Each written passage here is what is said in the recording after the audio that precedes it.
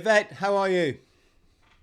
Hi, Chris. Great. Fantastic. So happy to be here. I'm thrilled. How Yes, are you doing today? yes, I'm absolutely super. Um, I got up early this morning. I think I was up at 5. Not as early as yesterday. I was up at 2:30 for some crazy reason, and Oh my God. I like to jog around around the neighbourhood in the morning and see. Yeah. We got a lot of wild deer that are rampaging our city, so you see them in the weirdest places. It's almost like they're using the Oh my telephone goodness. boxes. We don't actually have telephone boxes in the UK anymore, but it's really weird. I was out on my run and I stopped to make a quick video for my Instagram, and I Yeah. turned and there were two stags just about 5 meters away. Just Beautiful. so I've done that. I've Isn't had my that nice? sauna. I've had a drink of super greens, and yeah, and like I said in our chat earlier, I wake up in paradise and I go to bed in paradise, and I refuse anything else. As a veteran, this is quite important because you hear about PTSD, trauma. The Americans have started calling it, Yvette, the thing about the thing. And what they mean is Mm. the public think that PTSD is something you get in a war. And yes, that Right. can be true, and that's very, very sad. But what the reason they say the thing about the thing is Yeah. no one wants to sort of talk about the fact that no, we really Mm. were traumatized in childhood, and that Mm. set us on this life pathway of being that type of character that Yeah. will go into the Mm. military. And if you think about it, it's a pretty sociopathic job being a soldier, Mhm. because you volunteer to go and kill people you don't even know. I mean, it's when you put it like that, it's crazy. And we have a massive mental health problem in the Mm. veterans community. We lose a lot of people, and I think people know what I mean by that. And if there's any way I can have a conversation with somebody with your catalogue of skills, which is just incredible, author of 19 books, folks, counselor, PhD, a specialist in all the therapies that are out there, and also a very lovely, lovely person. And if you can help us, Yvette, and I'm not just talking veterans here, there's a lot of unfulfilled people, let's call it, out Mm. there. If we can have a chat that can bring to light some of the strategies that you use or I use to, keep smiling, and not always be thinking, I suppose, the grass is greener if I was to do this, or if I was to earn this money, or drive this Yeah. car, or do that job. Because, when you meet the people that have done all that, and, you know, they're not necessarily the best skilled human beings. you know, Mm. um, I meet a lot of people in Lycra riding their £3,000 mountain bike when I'm out running or I'm out on my bike, and they can't even say Right. hello with it. They're so Mm. damaged as individuals. They probably run, Yeah. a $1 million a year company, but they can't even look up and say, hiya, okay? We've been broken by society. The phone obviously is big responsibility for that. So I've said enough. I just wanted to kind of lay the table out there so people who don't Absolutely. know me know where I'm coming from. And over to you, Yvette. You have a fascinating heritage. That I do. Yes. And one thing that I can say to even start off with when I work with my clients, whether it is my workshop, when we start to talk about PTSD, what a lot of people that I've come to learn don't understand about this is they think, as you said, it can happen when you only go to war. They think it can only happen when you've been through a traumatic event. But the biggest lead on to PTSD, what I've seen in my clients and students, is long term, low level stress. It's a silent killer. It is just as dangerous as a one off traumatic event. And we know it becomes a traumatic event because we maybe didn't have a compassionate witness to help us to feel safe and to regulate and to connect to, or we didn't have the internal resources that we could connect to or have access to help us to maybe, rationalize our way out of it, or to find an immediate solution to bring us into a state of safety, which is what the nervous system wants. So when that fight and flight response is triggered, the only thing that the body wants is to find immediate safety. And when it can't find that, that's when it's going to register as a traumatic event, and it's going to be filed very deeply into the subconscious mind. And on top of that, what happens is we experience so much cortisol. And adrenaline is great to help consolidate memories, but cortisol disrupts the layering in of memories in the hippocampus. And now what happens on top of that is this is how we can become dissociated. When there's too much cortisol every day, nonstop, go, go, go, work, we're in survival mode, we get stuck in that fear response. And what happens when that cortisol in our body is being flooded, we know what happens to the immune system. The immune system is also connected and regulating the nervous system and, of course, our health.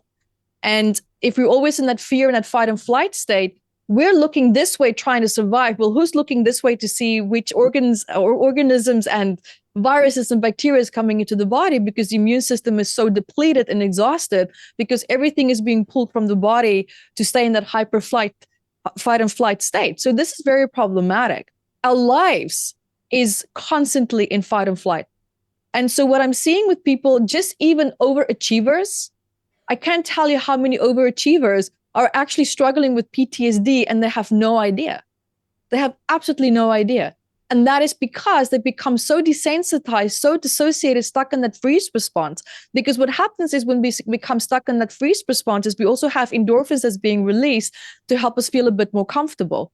So sometimes that emotional numbness, that phone response, actually starts to become comfortable. And that survival strategy becomes a lifestyle.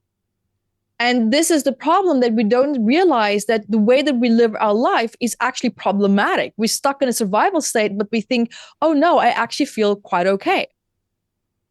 There's so many people, and I'm sure that you have seen people who we might stand there and think, wow, this person is so strong. They've been through so much. They're doing so great. But then we don't know, are they just really great at disassociating? Have they just completely numbed themselves and desensitize themselves in order to keep going because nothing else was really an option? Or did they really do the work and they were able to properly regulate their nervous system and they really truly on their path to finding peace? And so the challenge that I'm seeing is that stress becomes normal, abuse becomes normal, anger becomes normal. And so what I'm seeing in society is that we started to normalize things that are actually harming us. Now, long term, if you continue, for example, to come back to this high performer example that I wanted to share with you, because this is a classic example where things can escalate really fast. You work really hard, maybe you didn't have acknowledgement from your parents, and you're striving for success. And we work and we work and we work. And the way that we go about working releases all this dopamine, and we're getting things done. Now we get addicted to that dopamine. We want more of that dopamine, which means we have to do more because we become desensitized and used to the average actions that we're taking to get to our end goal. So now we need to do more, and we need to do more. And what happens when we start to do more, we create, of course, more anxiety, because we start to move outside of our mental health and our body's window of tolerance. Now, this is where it starts to get dangerous, because we keep pushing because we're after and chasing that dopamine system that's being released. And before we know it, the body goes into a state of collapse. We have either a complete burnout, people can have a complete psychotic breakdown.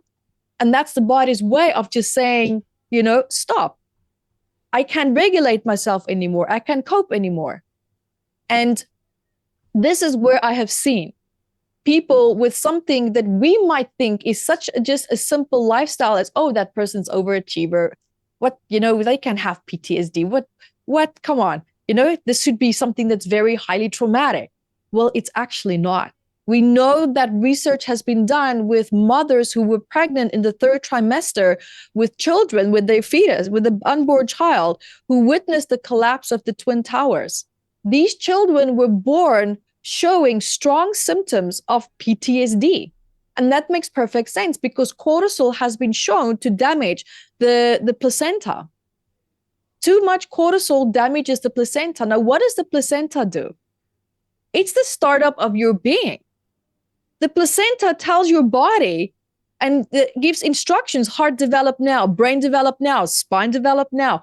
So all these precursors is literally being given through in the placenta, and the body of that child, that unborn child, is developing with this constant influx of cortisol that's being pumped towards it.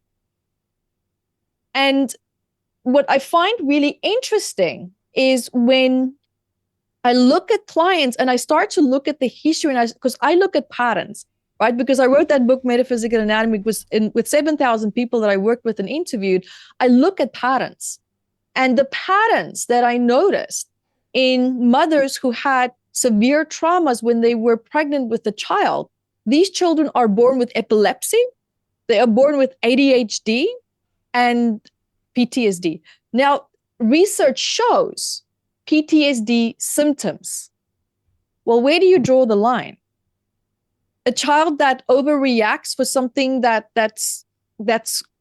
they really shouldn't be, where does that sensitivity, that predisposition for that sensitivity come from? Why is their nervous system so hypersensitive? Where does that come from? You see, the beauty of how our ancestry is living through us, because we are an expression of our ancestors and the experiences that they had and how that have set us up for life. And so when you look also at people who go through the exact same situation, one can have, end up with PTSD and another one doesn't. And when you look at their childhoods, maybe their childhoods also run in linear. And this is what I've seen in my observations. The thing that sets the two apart is what they inherited from their ancestry. Their resilience predisposition is what I, for example, would call it. And there's so much to be said for people that have been diagnosed with PTSD. But the biggest problem that we have, in my opinion, is that a lot of people have no idea that they have PTSD. They're completely undiagnosed and they're trying and wobbling, trying to make their way through life.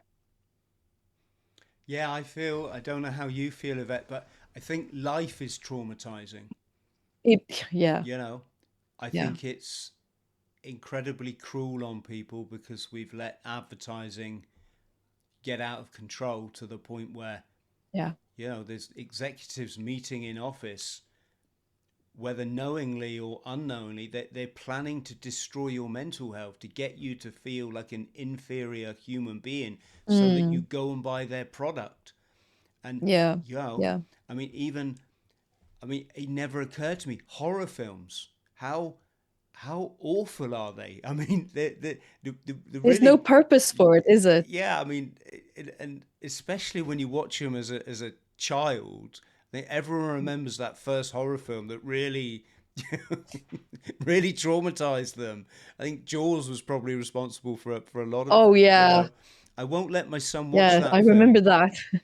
I won't let my son watch that film, and not because I'm Yeah. like an overbearing parent. I don't care if he swears, you know, goes off in a whatever. But I I understand the traumatizing effect that that film had on a whole generation of people that swim in the sea or go. So yes, I totally get it. Before we come on and look at ways of understanding it or taking action, um, can you tell us a bit about your journey of that? You're clearly heavily invested in this in terms of passion and your time and your qualifications. Was was there a point in your life where you thought this is the journey I need to take? There absolutely was. And I just wanted to add one more thing to what you said about how life is traumatizing. A big part of the problem is that we are taught to win. We are taught how to be competitive, but we're not taught how to deal with trauma. We're not taught how to deal with pain. We're not taught how to deal with sadness. And that's a big part of why life is so traumatizing. We don't have the tools, but we have all these tools to fight forward and to try to succeed, right? So that's also where a big lack is in society. Oh, massively. Yeah. I work with people from a certain area of England, you can say, and this is I'm kind of stereotyping a bit here, but like, because I served in the military, you meet people from all over the country, and in certain regions, their daddy didn't love them because he was too wrapped up in stiff upper lip. A man doesn't cry. Yeah. They don't hug their children. That's a big, that probably means you're gay or something. And when you work in closeness with individuals, like, you see this trait. They're so afraid to express an emotion. So yes. Sorry, I'm going on a bit, but yeah, you were going to tell us your journey, Yvette.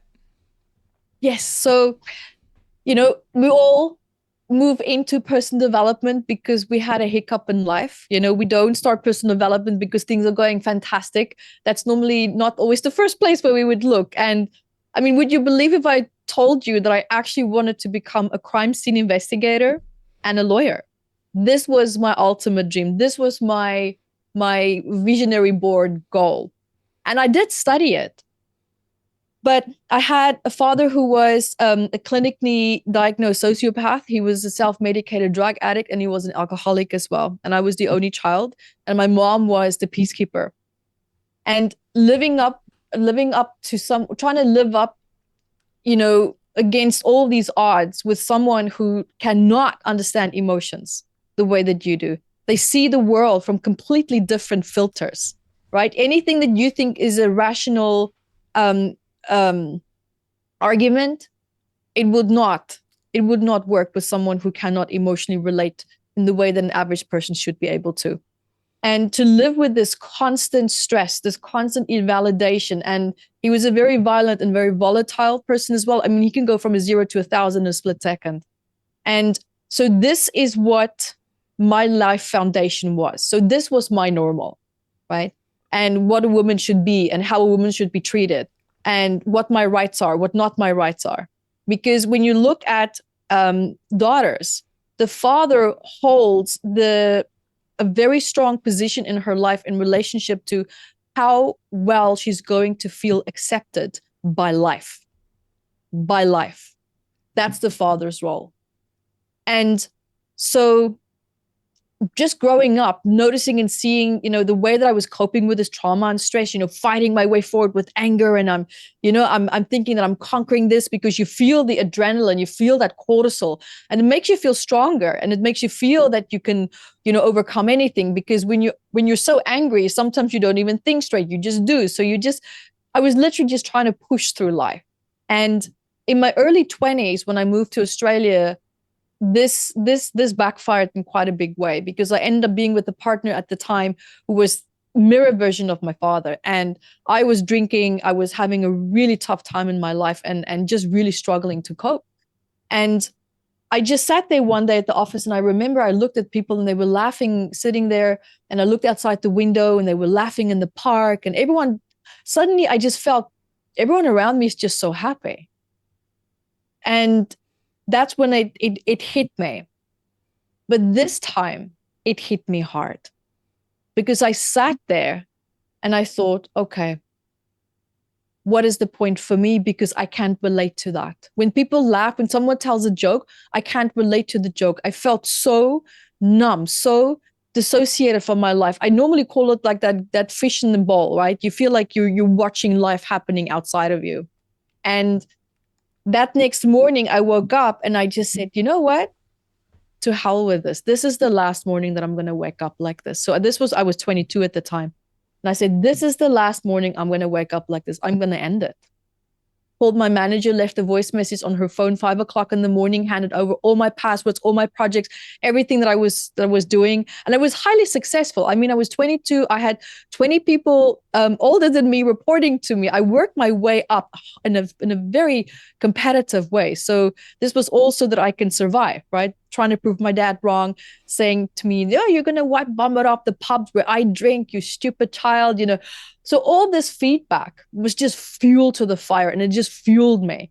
And so, and I sat in front of the keyboard back in the days. I don't know if you remember the Dell computers with the clunky keyboards, right? And I lit up a cigarette. I had my second shot of vodka at that point, and I'm sitting there, and I was just about to type in how to end it in a way that's not painless, that there's no pain. And this message, and I was an atheist at this point. I was raised Christian, but I was an atheist because I had an ugly relationship with God because of my upbringing and things that happened. So I completely shut that door, and I went to the complete extreme. And I just had this message that said, "You're asking the wrong question." And I'm sitting there and I'm pausing. I'm thinking, well, what other question can that be at this point? When you're on your knees and you feel so unresourceful and there's nothing that you try and do and nothing just works. I mean, who am I now to question that? And I thought, okay, well, what do I type in then? And the message came, how to be happy. And I thought, fine. And I typed it in, how to be happy, in Google. And you know what came up? Neil Donald Walsh, angels, crystals, And I'm like, God damn it. And I thought this was now a prank of God giving me that last, F you for not sticking with him or something. I don't know if this was my final moment of a prank. And I sat there and Neil Donald Walsh popped out at me, Conversations with God. And I sat there and I thought, okay, here I am. I don't have a better answer than what I'm seeing in front of me right now. So now what? So long story short, I sat there for 2 hours staring at the screen. I kid you not, I sat there for a really long time, really contemplating this, thinking, where do I go with this? Like, nothing in front of me made sense, right? And I thought, okay, I'm going to start with that. I'm going to start with that book. And I did. And it opened up the most beautiful healing journey for me, because I love what Neil said and how he changed the perspective of God and how God can live through us. And long story short, that I thought, okay, you know what? I'm just going to put my ego in my pocket and I'm going to Google all these other courses that's in front of me. If this can change my life, let's see if it can. So I took it from a competitive stance, which worked for me back then because I was a highly competitive person because of my upbringing. And, having to survive and fight all your way through, right? And that need for acknowledgement. And 3 months later, my life changed 180 degrees. Chris, it changed so radically that I quit my office job. I remember I walked out of that building, those glass doors sliding, closing as I turned around, and I just said, I'm never going to see you again. And I started my personal development company after that. I met a business partner, said, here's what I've done. Here's what worked for me. Here's what I started playing with friends. Let's do something. And we started having people coming together, to roll this workout. And the results was just absolutely fantastic. And so put a few videos on YouTube. 9 months later, booked out internationally, started traveling, and my life just exploded. And I realized that when you start to step into a life that is in alignment with you, because this made my heart sing. The pure joy of me realizing the lawyer in me who wanted to help people get justice, that criminal investigator that wanted to, figure out the crime scene, what went wrong, and find the people who did this and take them, make sure that they get to jail. That same part of me now transformed into a healed version. And there was now a different way for me to help people to put the wrongs right. And that is by starting with you, getting you into a better place, getting your mindset into a better place, because that is what I saw that worked with me. And I consistently saw it working with every single person that I work with, because there's this beautiful quote, and I don't know who the author is of this quote, but there's this saying of, your past doesn't need you, but your future does. And I started to live my life asking myself every time when I feel down, when I feel angry, when I feel upset, what can I do right now that my future self will be thankful for? What can I do right now that's going to improve my future? Because sometimes we feel that we get stuck in these dark pockets, right? We get stuck in dark pockets. And when there's a dark pocket, the best thing that you can do in that moment is to think, what can I do for my future self right now? Because to do something for yourself feels really hard, right? Because we're feeling vulnerable, we're feeling like victim, we don't want to, that self-love is just completely absent. So what works is normally when we do something for someone else or something outside of ourselves. And what I found for me personally, what worked is to take my future self outside of me and put it as a different person there that I can do something for. So if there's something great that I can do right now for my future self, what would that be? And this is how I continued to work my way out of it. And it gave me the dopamine rush. It gave me the motivation again that I needed in order to reconnect and to get back on track. But here's the funny, here, not the funny part, but here's the twist. There is a twist. Just before I was 30, and I was working, and I thought, wow, I have it all figured out. It's going really great. And then I had a heart attack. I had broken heart syndrome, stress-induced heart attack. And it happened because I had to, and the trigger, not the full cause, but the trigger was when I had to put my dog down. That was tough. That dog opened up my heart. As trivial as it might sound, but for someone who's been beaten up, yelled at, insulted, assaulted, it's to finally have such a heart opening in such a beautiful way was incredible. And when I lost that with the stress that I was going through with the relationship at the time that was breaking down and the way that I was, dealing with life, there was still anger.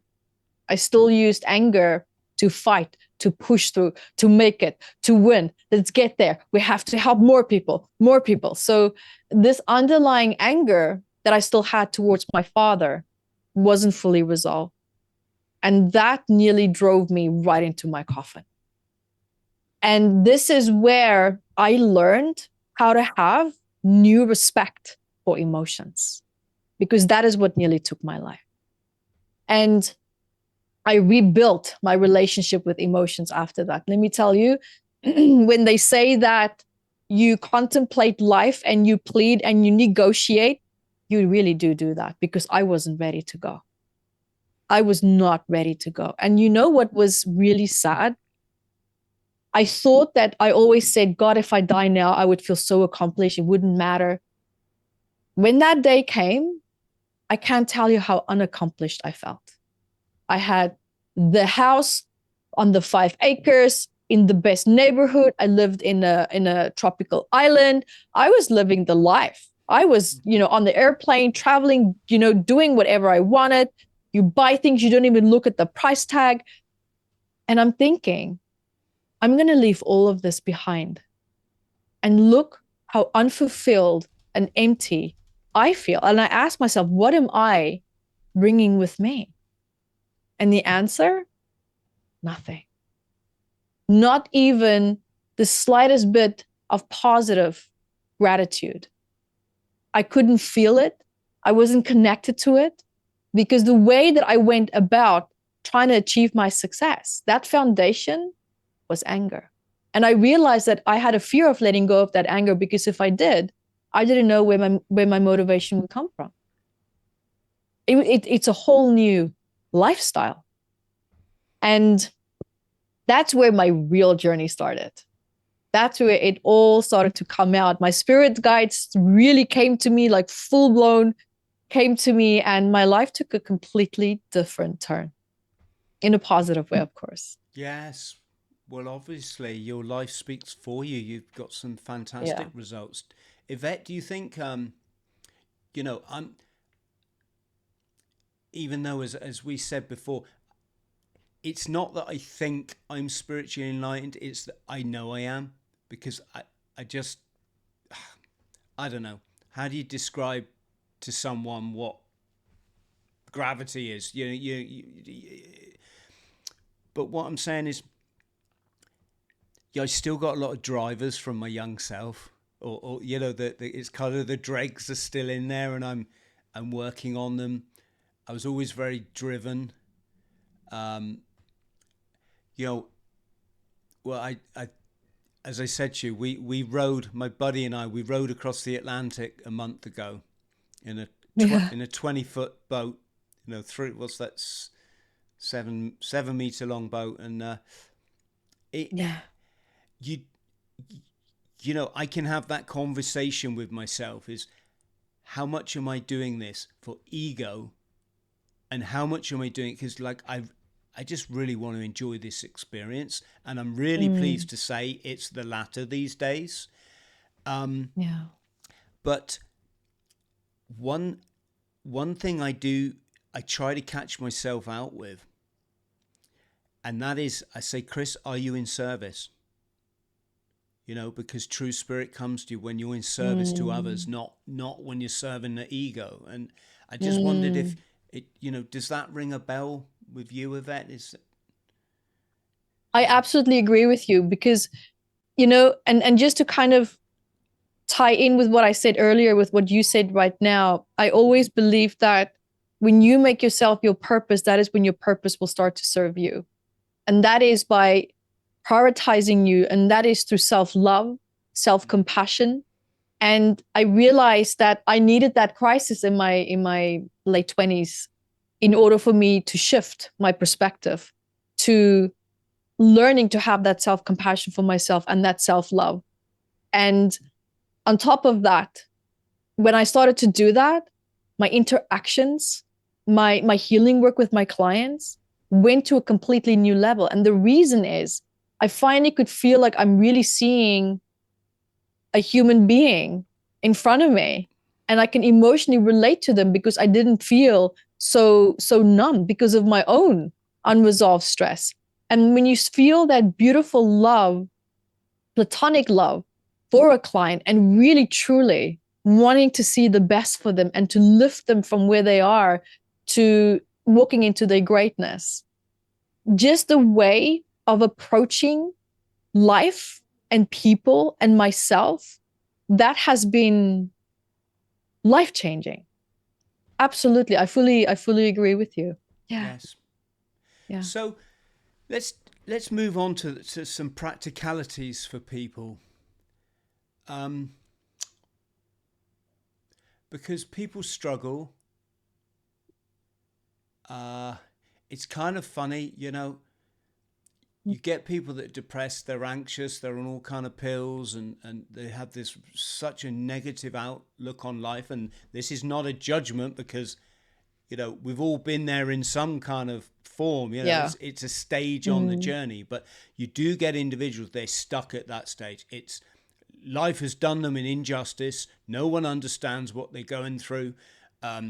Yes, I'm drinking every night, and I'm smoking spliffs, and it's they haven't yet made the link between taking action and the situation that they're in. It's like you can't drink your way out of depression. It doesn't quite sort of work like that. So, Yvette, who are we talking to now in this conversation? So that's a really great question. So what stress does, too much cortisol, it can actually damage and shrink the hippocampus. And we have another region of the brain that's part of the hippocampus that's responsible for our motivation. So you can only see how cortisol can actually decrease and affect our natural motivation, our natural drive in life. And so when we are depressed, we of course have low serotonin levels, which is also very much associated, for example, with increased aggression. It can make people more prone to feeling really angry, very irritable. So of course we want to find something that can self-soothe. And often we apply the wrong solution to the problem. And the reason why is that we don't understand what the problem is in the first place. People are very fast to go look for what is the solution, what do I do? Well, what if what you need to do is not the most important question? What if understanding why you are where you are is what's actually going to help you to get to, well, what is the right solution? That's brilliant. That's so I brilliant. can't stress that enough. I can't. Smoking, well, go grab a nicotine patch, sure. But now we need to look at why you're smoking in the first place. Yeah. And it's not because you're anxious. It's not because you're anxious. I was a smoker in my teenage years. I smoked 30 cigarettes a day. My dad smoked 30 or 60. And you know what really nailed down my smoking addiction? I subconsciously associated cigarette smoke with my father, but it was a safe way for me to feel connected with him. When I healed that, when I resolved that, the addiction went. I never believed in cold turkey, but when I found the root cause of it, it really truly went. It shifted. You see, it's the patterning that the brain forms and formulates during moments of stress, during moments of even good times. The brain is constantly patterning your environment with how you're feeling. That's called the RAS, your reticular activating system. So now what happens if you feel down, your RAS is going to filter in people and circumstances that's going to relate to how you're feeling. Have you noticed when you feel down, you don't care whether the sun is shining. You don't care children laughing and thinking, oh, that's wonderful. Oh, what a beautiful day it is. You don't see any of that. And that's because of your RAS. And it's reflecting what you're feeling inside. But now here's the challenge. Here's the patterning. Because now you see that it reinforces the negative feelings that you feel, making it stronger. And the RAS looks for even more evidence to validate how you're feeling. You see, so how this can be such a perpetuating situation. And then we have people that we meet, we look at them, they also feel down. We look for signs to be able to relate to them. So we're going to look for signs. Are they also down? Are they also angry? Are they also upset? That's what the mirror neurons does. It's right here next. If you touch your temples and you bite down, right? It's right there and more backwards. So we have all these brain regions that's playing a very important role. And in establishing and layering in the patterning also of our environment. So not only do we have the root cause, we have associations. And on top of the associations, we have another factor. And that is, how did you cope in that moment of stress? Because now we have coping strategies, not survival mechanisms, coping strategies. So you see, there's different factors that's really important, crucial to break down and understand if you want permanent change. Anyone can create a change like that. Anyone. But the change might last a minute. It might last an hour or a week. And it comes back. Thanks, Yvette. How about then, I totally get it. And I'll be honest, that's been a big lesson. You've just given me a big lesson there, because I do tend to go for the fix. It's right, what you've got to do. But what I do, I meet a lot of people, Yvette, and it's just this is not based on any particular person, but this is kind of a stereotype for you. It's a man, can be my age, any age, and it's like let's just say they're massively struggling on heroin. It's been a lifetime thing.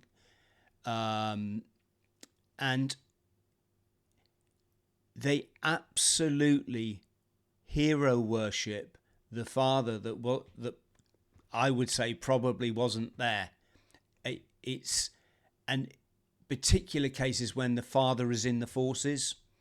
So, it's like, my dad was this, and like, my dad did this, Chris, and he was in the Marines like you, and I'm like, yeah, but dude, like, you're traumatized for life.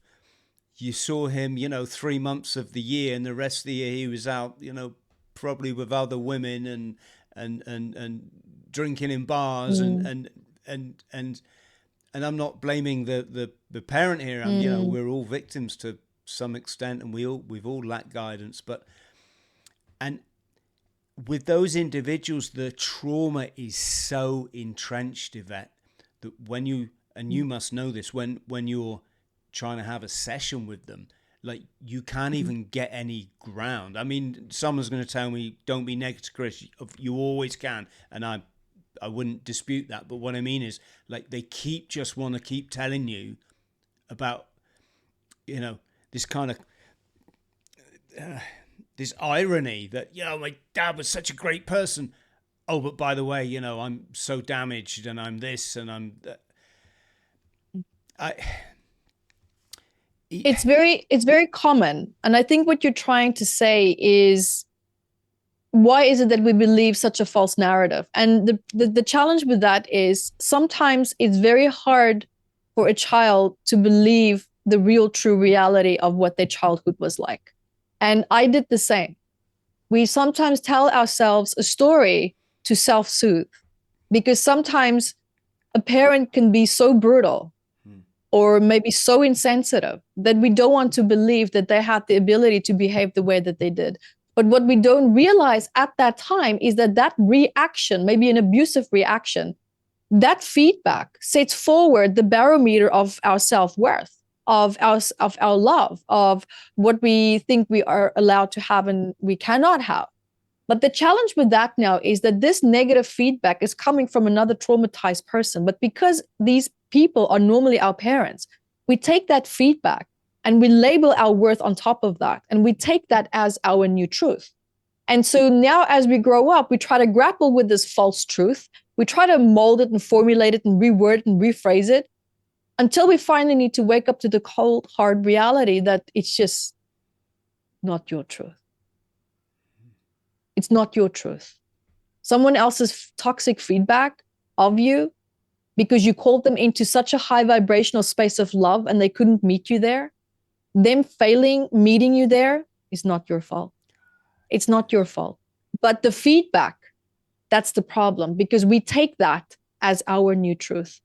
And it hurts sometimes so much that we need to tell ourselves a different story. Even though we feel different, we tell ourselves a different story. And that is the story that we share with the world. It's denial. This is a great point, because you mentioned self-love, Yvette. And can we say here then, the ultimate act of self-love is to be honest with yourself. Forget society's, break the illusion. Forget society's values, norms, what the other, what other people say. However, that was to crack addiction, you have to be realistic. If you're in denial, you there's nothing to fix, is there? And your life just keeps spiraling down. But if you can be brutally realistic, it's like a practice I force myself to do every day because I'm a father. You just said something there that's so valuable. My son is going to meet me with this level of love, because that's what kids do. They love you. Yeah. And they're just looking for you to acknowledge them. And how many times in a day do we go, "Oh, son, not now. I'm busy. I'll be there." And then maybe we're never there because something else comes up. And yes, the value of being honest. So there's something for our audience, isn't it? Yeah. Yes. What so do you have any kind of like a typical sort of client or people that approach you? Is there a sort of, you get people in life, Yvette, don't you, that they have their lot and they're sort of, I don't know if they're happy with it, but they just accept it. The 9 to 5 work, the come home, fish and chips for tea, put the telly on, go to work. And I'm not knocking that. If people are happy doing that, then I'm just full of envy. Yeah. I think that's great. But, is there like a large swathe of society, do you think, that feel unfulfilled to the point where it's affecting their mental health? Absolutely. But that in itself becomes a lifestyle. That becomes a lifestyle because people, it's interesting because when I teach, I talk about the surrendering state. And it's not an instinctive response, but it is a state that we sometimes involuntarily move into. And that happens when we feel we're numb, we're living our life a certain way and things are just not working, and we feel we need to break free, but we feel that we can't. Like everything we try to do it feels like it's being met by obstacles. And the RAS, remember, it plays a very big role. That's why they say you have to watch your thoughts. If you want to change your life, you have to start by breaking your thought patterns because of the RAS. I cannot stress that enough. It sounds simple, but let me tell you, but for me, just doing that, I've gotten myself out of some dark places. And so when you look at this way of doing that, this is where we need to reconnect back to our sense of purpose, because people who are depressed, with people who are feeling that, there's no point, ask them what are their goals in life. They're not going to answer. They're not going to have an answer. And if they do, they're going to say, well, I gave up on that a long time ago. What's really important when I work with people who are in that state is I first of all establish a goal that lights that flame in their heart again. I don't care how small it is. And we start small so that it feels achievable. And once that is achieved, the endorphin and the rush that comes from that and the sense of accomplishment Welcome here motivates them to want to go on to the next goal. And of course, then looking at the core reasons why a person feels depressed in the first place. But goal setting, I can tell you how crucial that is. It's so crucial. It gives a person a sense of purpose. We have such a misconception of what purpose is. Purpose is not something major that you go out and do to change the world. We have multiple purposes. You walk down the street, you see someone dropping their bag and they couldn't pick it up, and you help them pick it up and you give it back, and then life goes on. That right there was a purpose being fulfilled. I always say to people that wherever there's a need, there's a purpose waiting to be fulfilled, period. There is purpose opportunities around us nonstop. A sense of purpose is incredibly important. It gives us a sense of belonging and a sense of connection, because when we lived in communities, the way that our ancestors did, that oxytocin, that bonding hormone is released through purpose, by having something that you can contribute and do. And that created also that sense of connecting, of bonding. So get back into things that can give you a sense of purpose, no matter how big or small. Our self-esteem makes us believe that the bigger you think your purpose needs to be, that shows you how disconnected you are from your relationship with yourself, the lower a person's self-esteem is. Yvette, I hope that helps. yes, well, everything that you say is going to help someone somewhere, isn't it? It's going to be the right time for I them. hope so. Yeah. Yeah, I mean, it's kind of disappointing. When I meet people and they've watched my show for a while, or they follow me Instagram or whatever, and it's always kind of a bit funny because for a start they quite often they're a bit starstruck, and I'm not really in the mood for all that stuff. It's if you meet someone in the pub and you're just, I don't know, you're like a baker or a butcher, they're just like, all right, Chris, how do you do? But sometimes when I meet people, they're like, and sorry, that's a bit of an aside. It makes me chuckle a bit because I haven't got time for all that. I'm like, yeah. What we doing? What do you want? let's crack on.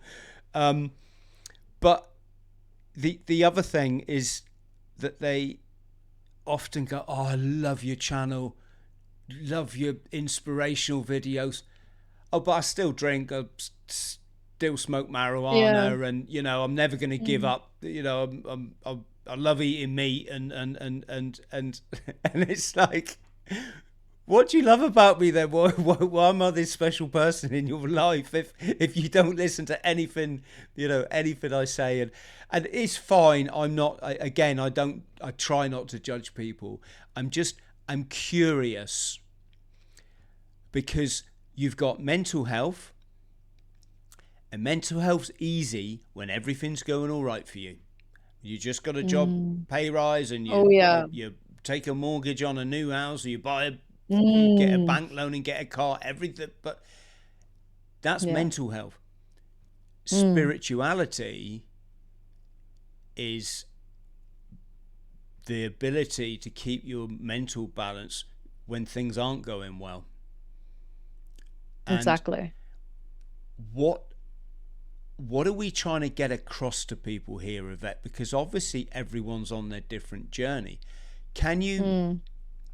can you help someone to be spiritual, or do you need a deep traumatizing event like my addiction? I couldn't go any lower. It Mm. was it And when I had my moment of my epiphany, I was Mm. so shocked at what essentially I'd done to myself, although we know it's deeper Mm. than that. But, I still had done these actions, and I'd gone from this to like this, and it was Mm. shocking. And I realized in that moment, oh, Chris, what have you done?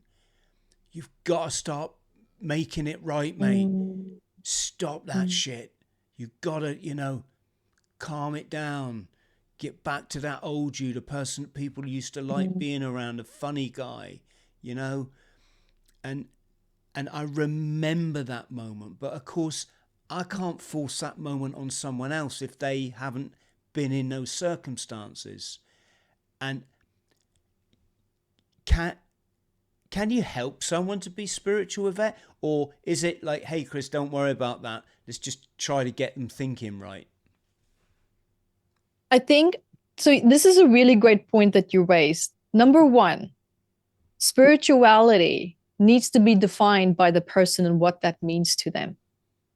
I've come to learn that spirituality is such an intimate, such a cosmopolitan, diverse experience. For some people, it means just a daily ritual like meditating and then doing breath work in the afternoon, and then that's it. Then their life goes on.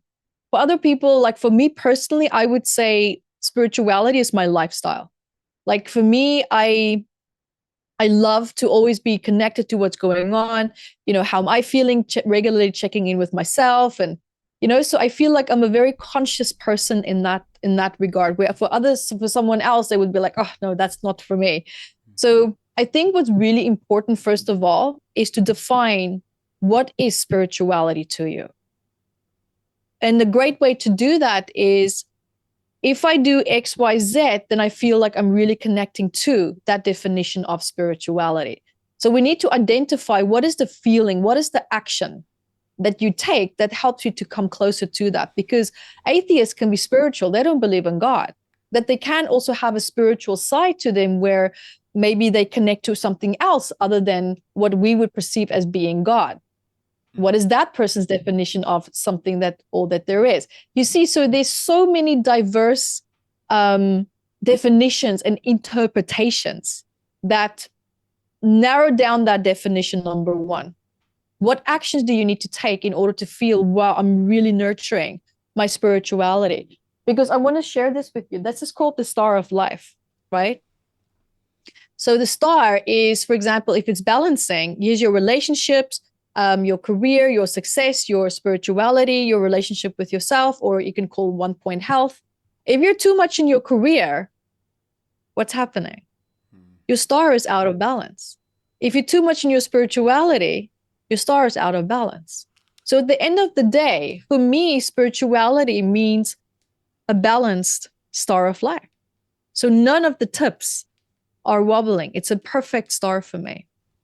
And so that's a great question that you ask, but to give you a more solid answer, I I only help people who ask for help.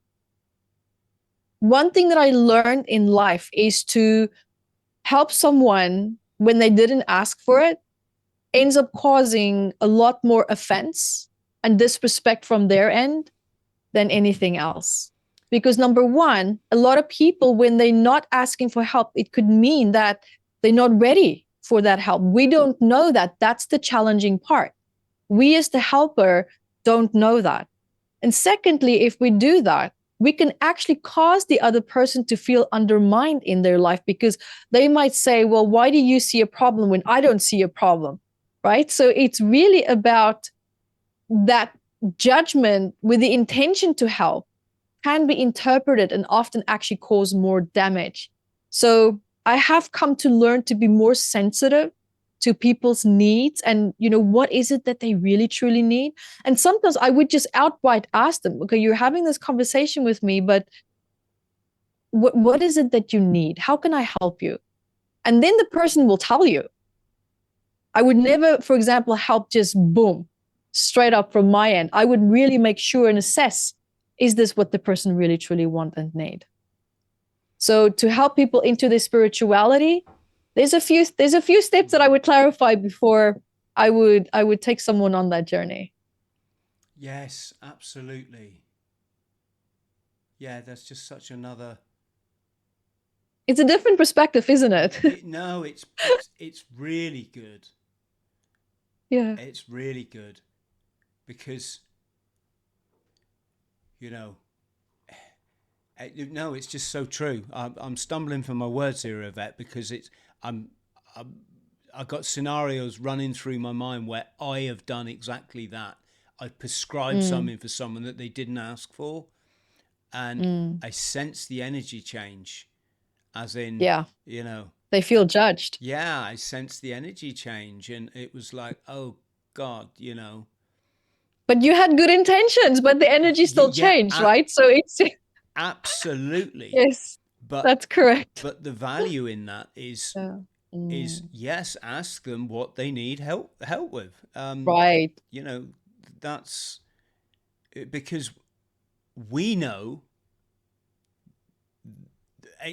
from a theoretical perspective, what's probably driving this behavior or this feeling or Yeah. this emotion, but that's not necessarily what they need to hear, is it? I want to add something else there. When you find yourself in a situation like that as well, ask yourself, and this is for everyone listening, ask yourself, is my desire to help this person about me or about them? Do I need to feel that I have a sense of purpose? Do I need to feel that I'm needed right now? Is this really about you, or is it really about that other person? It's That's hard another though, great isn't it? question to ask. Yeah. Yeah, absolutely. It can be Like for hard. example, I just quickly want to wrap up here with a example. When I work with clients, you see that they're struggling, and I want to help more and more, but they're not ready for that help. You have to hold that space and go at the pace that they can go. And that's because when, way back many years ago, I felt incompetent, thinking that I cannot help my client well enough, but it's because they were not ready to go to the place where I really wanted them to go because I thought it would be best for them. But it's not what they were ready for. Right. So, me feeling like a failure, it was about me. It wasn't about them. It had nothing to do with them. Right. So, this is where the ego can also squeak a little bit in. Yes, absolutely. Absolutely. So,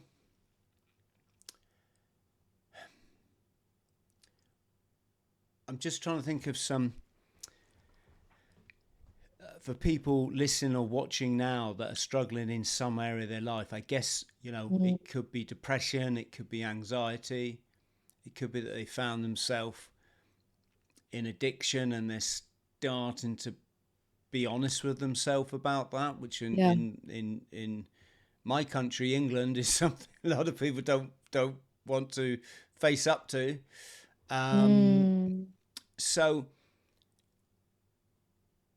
what practically works, Yvette, or is that just too ambiguous a question because everybody's different? I mean, would you say to people watching now, look, there's no point me coming out with a load of stuff that works now because it might not be for you? Or would you say go and get, get therapy or see a life coach or a counselor? Or, I mean, I think you already came up with something really valid, is find out what the source of your unease is.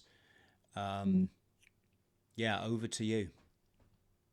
So to give a really nice general answer that can help a lot of people, number one is you need to look at what in your present life are you avoiding?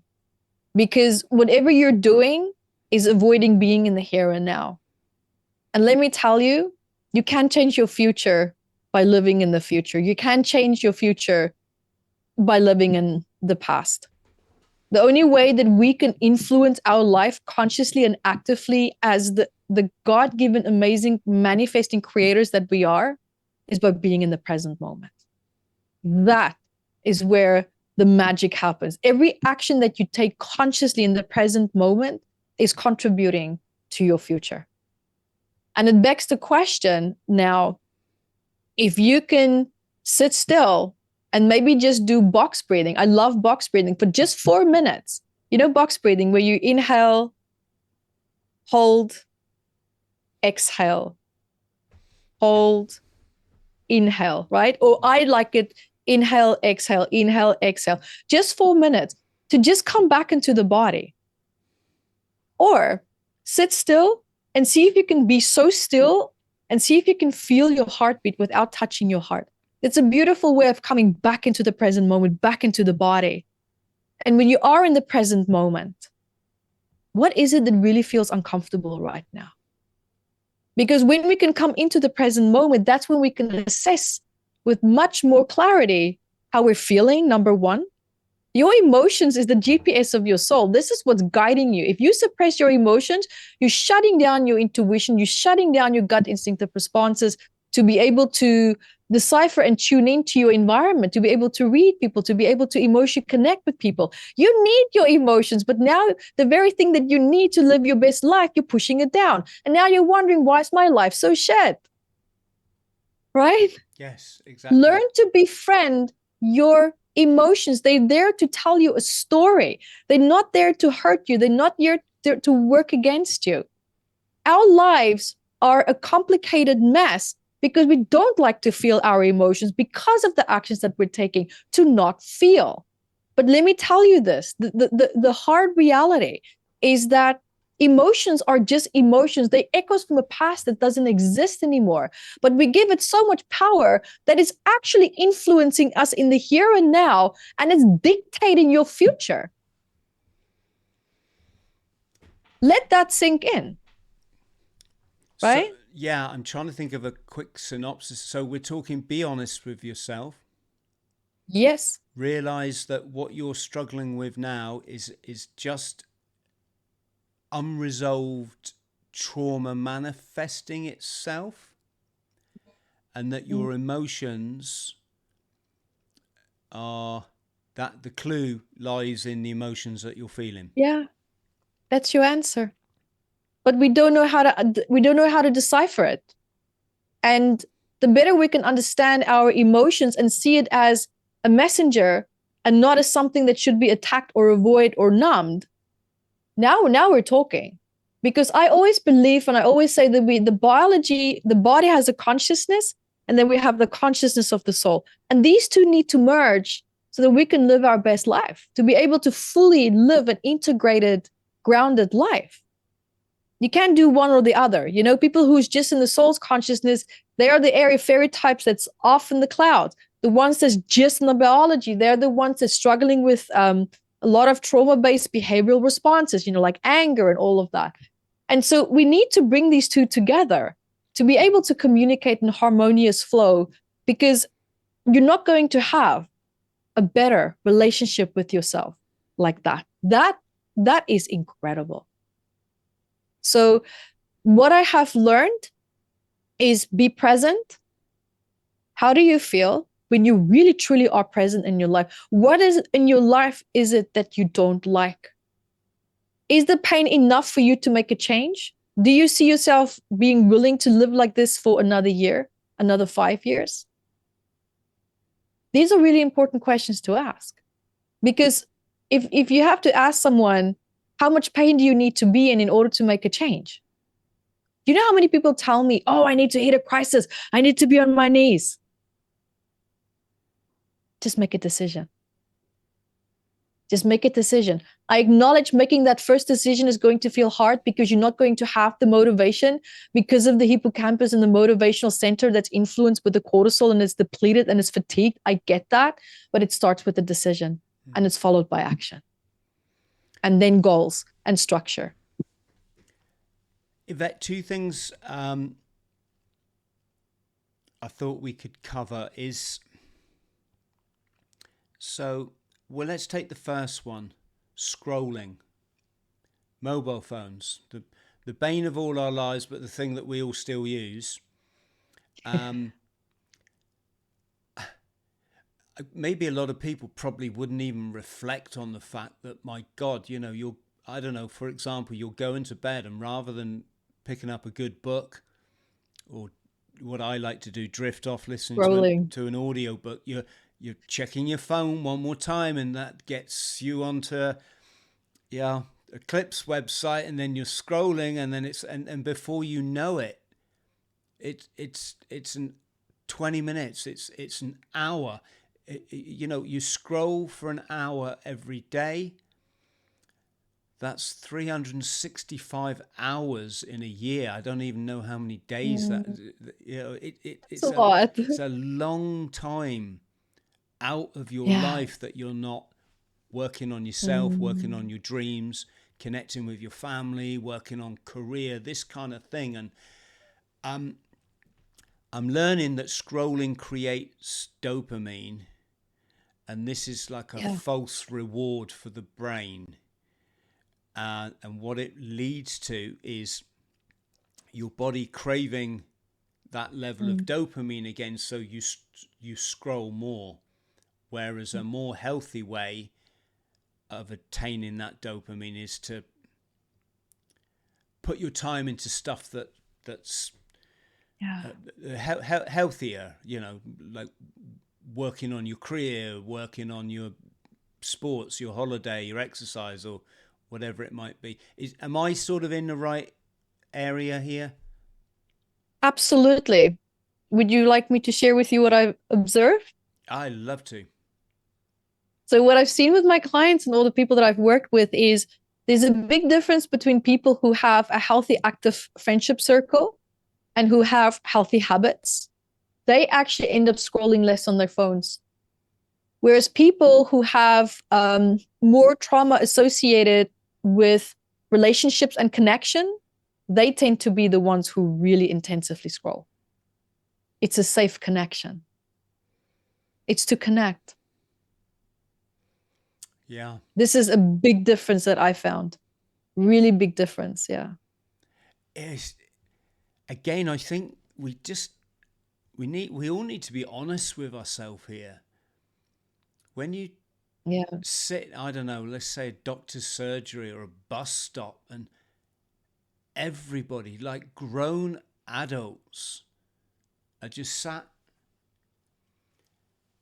And I do it. I'm not, you know, this isn't a judgment. I try not to. I try to like take a book or at least like listen to an audio book or something a bit that I can do some research. But you know, that's not to say I won't just check the Facebook or whatever. And I do sit there, Yvette, thinking like, what it, I don't even know what I just don't know what it's just there's something so wrong. I can't even put it into words. There's something, it's just God, it's I don't know, like we're middle-aged men, or you know, some of us are past middle age, and what is it that application's doing for your life that's so important? Why is your life so rubbish that you know but you just said that. You just said it right there. Why is your life so rubbish that you have to go scroll? What in your life is so unhealthy that you find the entertainment more entertaining on a phone?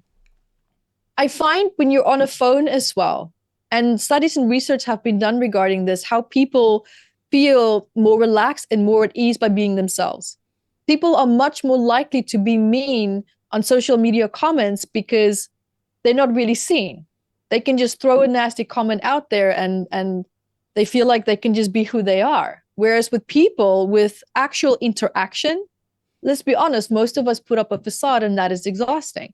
But here we can connect, we can look at what other people are doing and saying, and there's no energy being put into a facade. It's actually, I can understand the dopamine. The dopamine is being associated with, I can just relax and I can have connection and I can be myself, versus connecting with someone in real time outside, face to face. I have to show up a certain way. I have to watch what I say. I can't do everything that I want to do and say. So that's associated with restriction. So for me, from my personal perspective, that is how I would see that. If I Yes. had to give you another explanation, does that help? Yeah, it absolutely helps. Mm. What is the sort of what's the alternative for doing the reason probably why I'm asking you this is I have it's a funny thing. First, I just want to say, genuinely, this is from the bottom of my heart. I hate social media. I would not have it if I wasn't like in the media, right? Or Mm. podcasting and life coaching and running across deserts and all the stuff that I do, that I try to, drum up interest. And I like to think I'm in service. I'm not just doing this stuff just for me. I like to explain to people, it's not as difficult as you think. If you want to run the Mm. length of the United Kingdom, which I did once, you buy an air ticket to Scotland and you put one foot in front of the other. It's literally that simple. Anyone can do it. And if you're in a wheelchair, well, you just bloody got to wheel yourself, haven't you?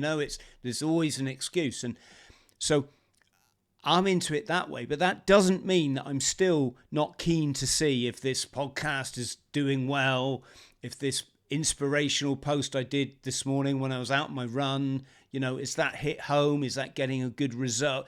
Yeah, and what it's done, Yvette, is I physically see how much time in a day that someone who hates social media, I'm never going to tell you what I had for dinner unless it's some kind of unique, meal. Maybe I'm in Afghanistan and they've cooked me goat and chips or something, and it's quite interesting. But, Mm. I say, Yvette, look, I had 2 sausages for breakfast and an egg on bread and I had some cornflakes. Look, it's like I just Yeah. it's insanity that this is what Mm. humanity's got to. And so even with my hatred of social media, I you know I still, like, when my phone sends me that this is how long you spend on your phone this month, Oh, yes. it's frightening. Yeah. Sometimes it's like 6 hours a day. Mm. And okay, in my defense, I this is what I do, so I am researching a lot, I am reading stuff on my phone, but I still recognize. And the biggest offset of the biggest side effect of this for me is I'm not getting much done in my day, Yvette. I'm not as productive. I've Yeah. got books to write. I've got videos to make. I've got photos I need to get.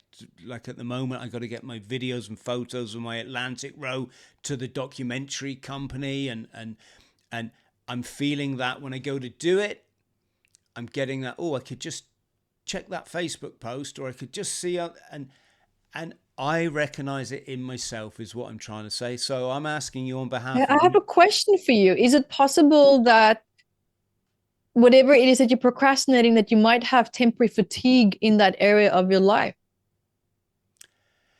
I don't think it's fatigue. I think it's that the scrolling really does hit you with that little drug called dopamine, and everyone likes It drugs, does. you Yeah. know. And Yeah.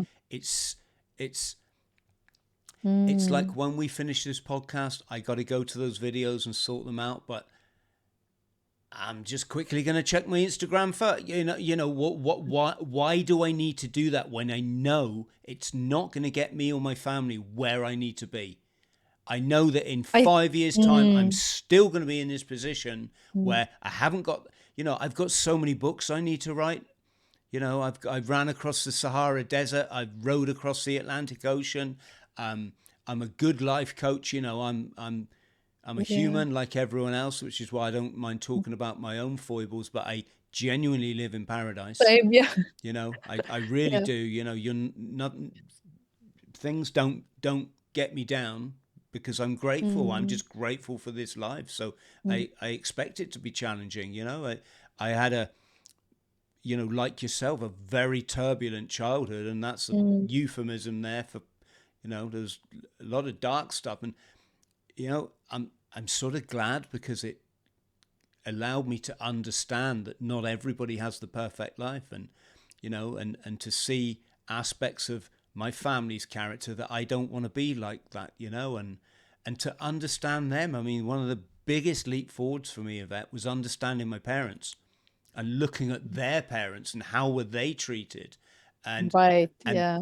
I was able to employ forgiveness then for those times where they made decisions which weren't good for me, Mm, which really like traumatized me as a mm. kid. So I sorry, I'm understand that. sort of Yeah. waffling on a bit, but Yeah. getting No, but back. you touched on something important. You touched on something important there, why people are depressed and why we scroll and all of that. The thing is, when you look at the four principles of Buddhism, one of them, I think is five or four. I don't know how many there are, but the Buddhist principles, there's one that really stood out for me that I will never forget. That was one of the most eye-opening moments for me. And that was where they said, expect hardship, expect to sometimes suffer, expect to be disappointed, but also expect to be happy, expect success, and expect joy. And the thing is, one of our greatest challenges comes from the expectations that we have in life. And when those expectations are not met, it's a breeding ground for subconscious silent stress, which I call disappointment. If you are training to go into a boxing ring and you get in there and your opponent knocks you so hard, and then you're angry and you're frustrated and you cry, it's like, no, you are training to go into a boxing ring. Expect to be punched in the face, right? Expect it. Life is the same. Life is like a boxing ring almost, not literally, but it sometimes feels like it.